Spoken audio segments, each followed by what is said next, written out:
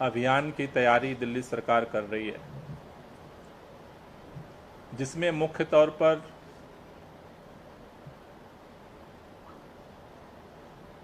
दस बिंदुओं पर फोकस करके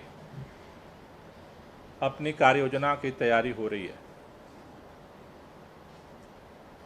इन 10 बिंदुओं में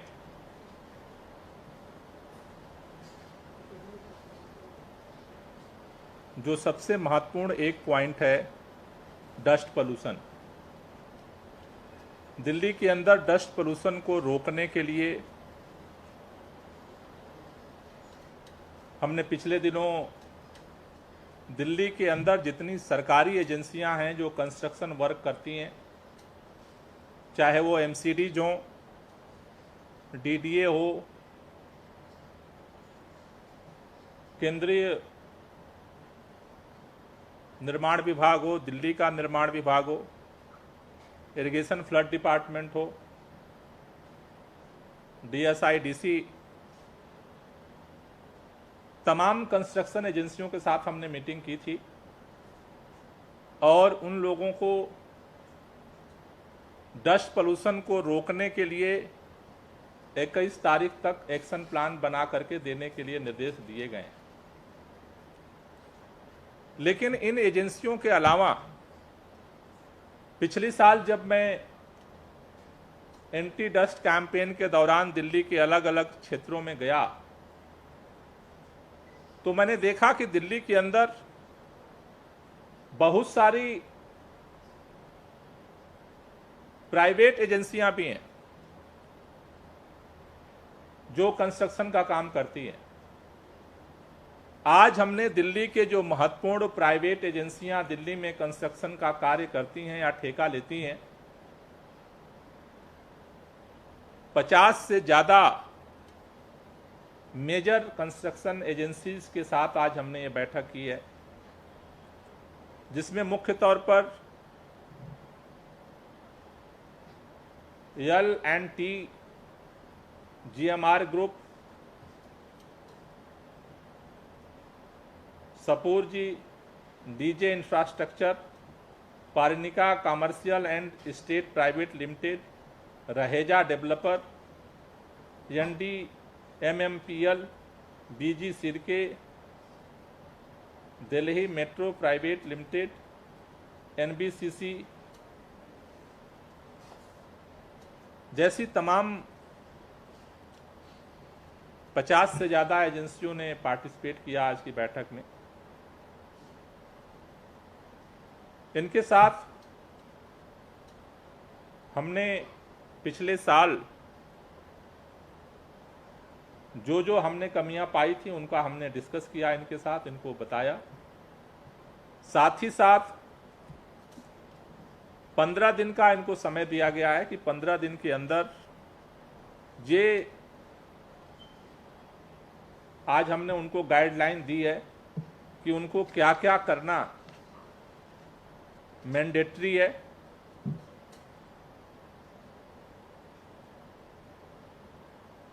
चौदह सूत्रीय दिशा निर्देश आज हमने जारी किए, जो किसी भी कंस्ट्रक्शन साइट को फॉलो करना मैंडेटरी होगा। पहला, निर्माण स्थल के चारों तरफ उचित ऊंचाई पर दीवार खड़ा करना, जो ये टीन की दीवार खड़ी की जाती है वो कवर्ड होना चाहिए टीन सेट से, चारों तरफ से, ऊपर से नहीं, साइड से। दूसरा, 20,000 वर्ग मीटर से अधिक क्षेत्र में निर्माण कार्य हो रहा हो या डिमोलिशन का कार्य हो रहा हो, वहां पर एंटी स्मॉग गन लगाना अनिवार्य होगा। तीसरा, निर्माण क्षेत्र में जो भी डिमोलिशन का कार्य हो रहा हो या निर्माण का कार्य हो रहा हो, तिरपाल या ग्रीन नेट से कवर करना अनिवार्य होगा। चौथा, निर्माण स्थल तक निर्माण सामग्री को लाने ले जाने वाले वाहनों की सफाई करना अनिवार्य होगा। निर्माण सामग्री में जो ले जाने के लिए ये वाहनों में उपयोग करते हैं उसको पूरी तरह से कवर करना होगा और इस बात का ध्यान रखना होगा कि रास्ते में वो न गिरे। छठा, निर्माण सामग्री और डिमोल्यूशन के अपशिष्ट को केवल जो चिन्हित अलॉटेड क्षेत्र के भीतर संग्रहित करना होगा और निर्माण सामग्री और अपशिष्ट सड़क के किनारे भंडारण पर प्रतिबंध रहेगा। सातवां, किसी भी प्रकार के अपशिष्ट और मिट्टी या बालू को बिना ढके नहीं रखा जाएगा। कई जगह पे कंस्ट्रक्शन साइट पे बालू या मिट्टी को ऐसे ही खुला छोड़ देते हैं, उसको ढका नहीं जाता है। आठवां, जो ये निर्माण कार्य में पत्थरों की जो कटिंग और ग्राइंडिंग की जाती है वो खुले में नहीं होना चाहिए और एडवाइस है कि इसे वेट जेट का इस्तेमाल किया जाए इसको करने में। नौवां, निर्माण स्थल पर धूल से बचाव के लिए लगातार पानी का छिड़काव करना होगा। 10वां, 20,000 वर्ग मीटर से अधिक क्षेत्र में निर्माण और डिमोलिशन स्थल पे जाने के लिए जो सड़क होती है वो पक्की हो या ब्लैक टॉप्स की बनाई जाए, जिससे कि वहाँ जो धूल सड़कों से जो धीरे धीरे उभरती है उसको रोका जा सके।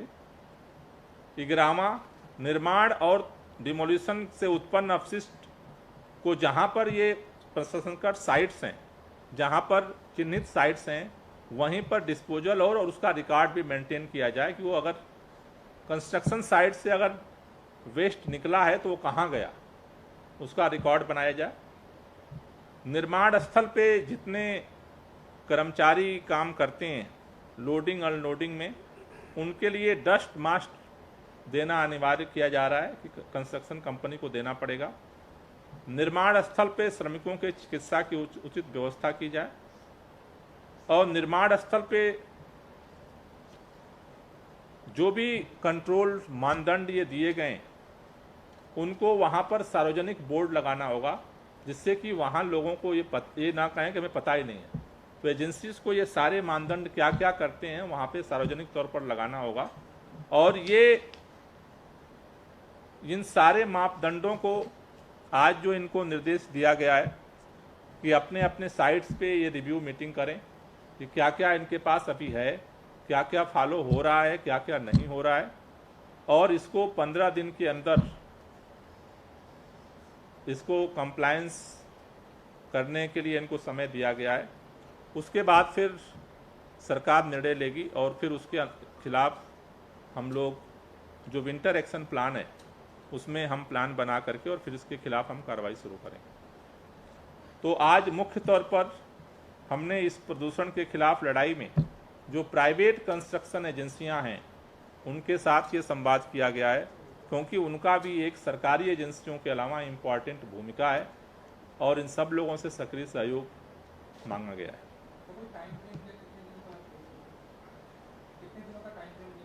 15 दिन 15 दिन को प्रिपरेशन के लिए दिया गया।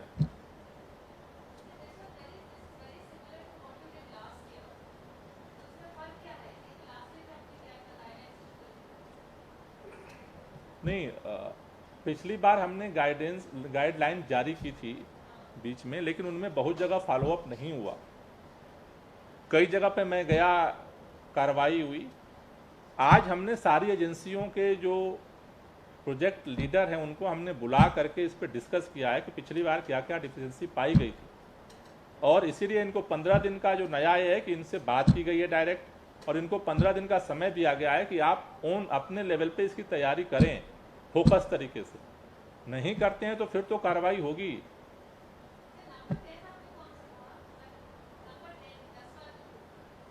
दसवां बिंदु जो है कि जहां 20,000 वर्ग मीटर से जो अधिक के निर्माण क्षेत्र हैं, कंस्ट्रक्शन होते हैं, वहां पे आने जाने के लिए जो वेस्ट ले जाते हैं ना अंदर तक, बड़ा जहां साइट होता है तो वो मिट्टी का ही रहता है, तो उससे फिर डस्ट ज़्यादा उभरता है।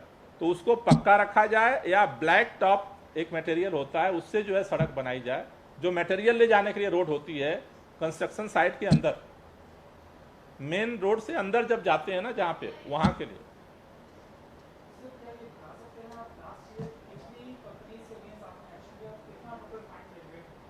वो आपको बता देंगे डिटेल।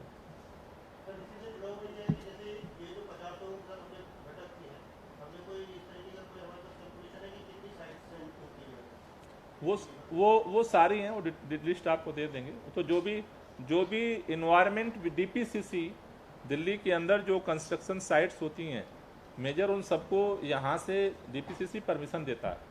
तो पूरी लिस्ट है।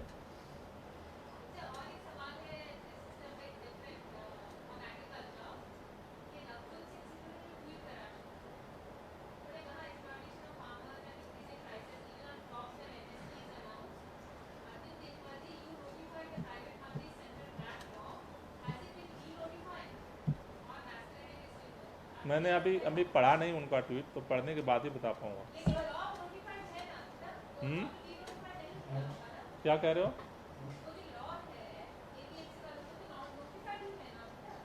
नहीं, दिल्ली के अंदर जो नोटिफाई किया था वो पहले ही, बहुत पहले ही हम लोग डिस्कस कर चुके हैं। दिल्ली के अंदर पहले से ही जो मंडी का सिस्टम था, वो सिस्टम पहले से ही इसी तरह का है कि मंडी के अंदर जो है वो सारी प्रक्रिया होती है, ठीक है ना। उसी को सरकार ने नोटिफाई किया था। तो उसका जो अभी जो डिमांड चल रही है उससे कोई लेना देना नहीं है। सर, पेट्रोल और डीजल को जीएसटी में लाने के लिए बात हो रही है, दिल्ली सरकार का इस पे क्या स्टैंड है? ये वित्त मंत्री जी बताएंगे। सर, ये जो पटाखों पर बैन लगाने की बात की गई, प्रदूषण के खतरे को देखते हुए इसका क्या कहना है? पटाखों पे बैन लगाने की, प्रदूषण के बढ़ते खतरे को देखते हुए दिवाली से पहले अभी से कह दिया गया दिल्ली सरकार की तरफ से कि पटाखे नहीं बजाए जाएंगे, व्यापारियों को भी इस पर भंडारण वगैरह करने पर रोक लगा दी। देखिए, पिछले 3 साल से लगातार ये सिचुएशन बन रही है कि दिवाली के समय, पराली और दिवाली के समय जो पटाखे का धुआं होता है, वो दोनों मिल करके काफ़ी गंभीर स्थिति पैदा कर देते हैं। तो पिछले साल जैसे सरकार ने, पुलिस ने जो है ग्रीन क्रैकर के लिए परमिशन दिया, व्यापारियों ने क्रैकर खरीद लिया, और ऐन वक्त पर जब हालात बिगड़े तो बैन कर दिया गया। उससे क्या हुआ कि व्यापारियों का बहुत नुकसान हुआ। इसलिए सरकार ने ये प्री अटेम्प्ट इसलिए किया है कि जो सिचुएशन बन रही है उसको देखते हुए अभी से बैन करने का इसलिए ऐलान किया है कि जो लाइसेंसिंग की प्रक्रिया है, जो भंडारण की प्रक्रिया है, उससे व्यापारियों को जो नुकसान होता है उससे बचाया जा सके।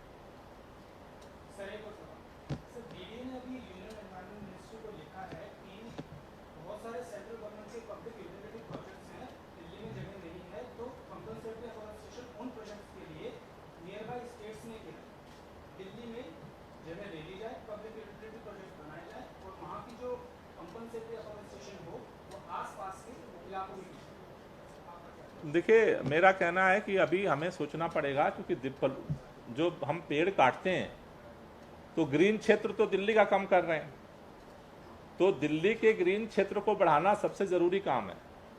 यहाँ पे पेड़ काट करके और कहीं और आप लगा दोगे तो वो तो एक कोरम पूरा होता है। इसका मकसद क्या है? ट्री ट्रांसप्लांटेशन पॉलिसी का मतलब ये है कि दिल्ली के विकास के काम में रुकावट न आए और दिल्ली का जो ग्रीन बेल्ट है उसमें भी कमी ना हो। इस 2 मकसद से ये पॉलिसी बनाई गई है। तो मुझे लगता है कि इस दिशा में सोचना पड़ेगा कि कैसे इस चीज़ को और क्या कर सकते हैं।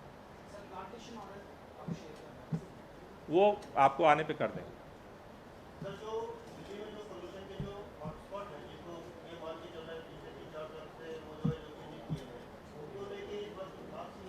अभी जो मैंने कहा ना, पिछली बार सारी एजेंसियों को हमने बोला है कि वो अपनी कार्य योजना बनाएं और वो सबमिट करेंगे तो फिर हम आपको शेयर करेंगे। Okay, thank you. अभी नहीं, कल हमने एयर क्वालिटी कमीशन को तो हमने सौंप दिया, लेकिन अभी इन्वायरमेंट मिनिस्टर से समय नहीं मिला है। नहीं दिया? ओके, तो नहीं दिया तो फिर क्या, आप बता दिए। उसने सरकार ने सब असेंबली में तीनों कानून खत्म कर दिए।